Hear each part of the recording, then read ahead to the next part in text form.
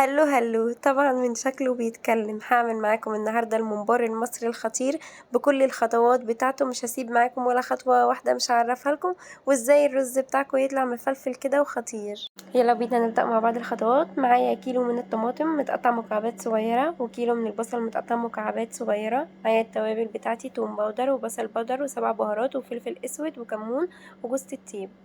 معايا 3 فصوص من الثوم مهروسين و2 من الفلفل الحامي.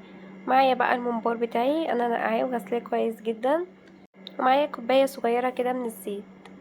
نركز بقى في كل الخطوات اللي جايه والتتبيله علشان خاطر حلاوتها في تتبيلتها. هبدا انزل بقى بكميه البصل بتاعتي، وهسيب طبق كبير كده من البصل، وهقول لكم ليه دلوقتي. بصوا البصل متقطع مكعبات صغيره خالص ازاي، انا عايزاه يبقى كده.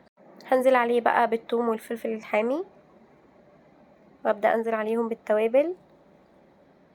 هبدأ بقى ان انا اقلبهم كويس جدا مع بعض، وبعد كده هبدأ انزل عليهم بكوباية الزيت، وابدأ بقى ان انا اقلبهم كويس جدا مع بعض. هنا بقى هبدأ ان انا امزجهم كويس قوي كده بايدي، يجي 5 دقايق كده هستمر في التقليب.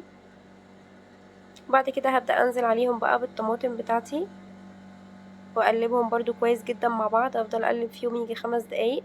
بجد ده سر الخلطة، وبجد التكات دي بتفرق جدا في الطعم. هبدأ انزل بقى ب3 معالق من معجون الطماطم، ومعلقة صغيرة من السكر، ومعلقة صغيرة من الخل، وهبدأ انزل بنص كمية الخضرة بتاعتي، واقلبهم كويس جدا مع بعض، واحطهم في التلاجة لمدة ساعة.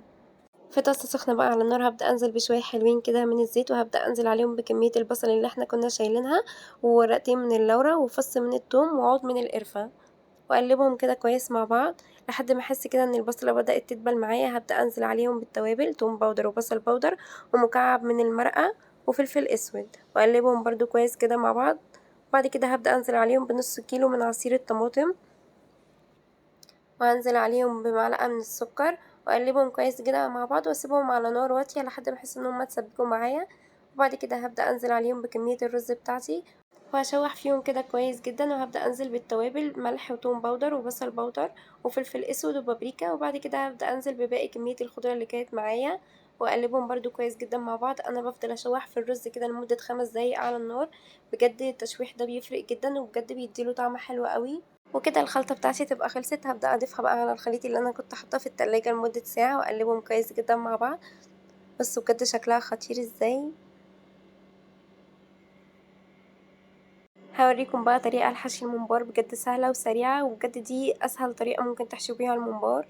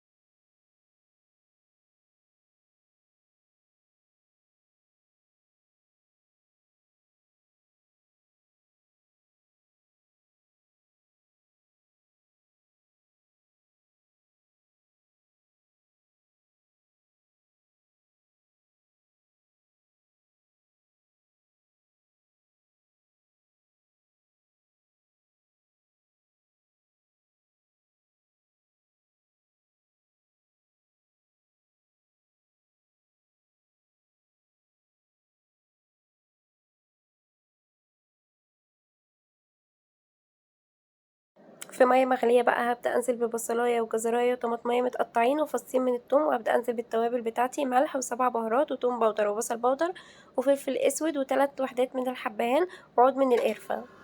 هبدأ انزل كده بالممبار. انا بنزل كده باول واحدة، بنزل بالطرف الاول كده، واسيبها لمدة 10 ثواني تكون قفلت من تحت، وبعد كده بحط باقي الممبراية، وهفضل اكرر الموضوع ده بقى لحد ما اخلص كل الكمية اللي معايا. انا بسيب الممبار لمدة نص ساعة على نار عالية، وبعد كده ببدأ ان انا ابص عليه. انا هنا هبدأ اطلع اول واحدة بقى. بصوا هنا الرز كان خلاص بدأ يدخل على سوا معايا. بس الممبار هو اللي لسه بيشد كده من بره شوية، فهسيبه على النار كمان 5 دقايق. لو انتوا طلعتوا الممبار وحسيتوا ان الرز بتاعكم خلاص استوى، خلاص ابدأوا طلعوا الممبار بتاعكم من الشوربة. حتى لو انتوا حسيتوا ان الطبقة اللي بره لسه ما استوتش، انتوا وانتوا بتحمروها هتلاقوا ان الممبار بتاعكم خلاص استوى، وهتيجوا تاكلوها هتلاقيه بقى تمام، مش هتحسوا خالص ان هو بيشد معاكم ولا اي حاجة. انا هنا خلاص الممبار بتاعي كان استوى. هبدأ بقى ان انا اطلعه، وفي طاسة سخنة بقى على النار هبدأ ان انا احمره. بصوا بجد الشكل خطير ازاي. هسيبكم بقى تتفرجوا على الجمال ده. ده شكله كده بعد ما اتحمر. انا قدمته مع سلطة الطحينة وبجد كان خطير، وبجد لازم تجربوه، وعلى ضمانتي هيطلع معاكم احلى من بتاع بره بكتير. اهم حاجة تمشوا على نفس الخطوات والتكات بالظبط، وبجد الخطوات دي بتفرق معاكم جدا. واهم حاجة في الممبار الخضرة بتاعته والتوابل، وزي ما قلنا حلاوتها في تتبيلتها. لو عجبكم الفيديو متنسوش تعملوا لي لايك وكومنتات كتير وشير للقناة وتبعتوها لاصحابكم.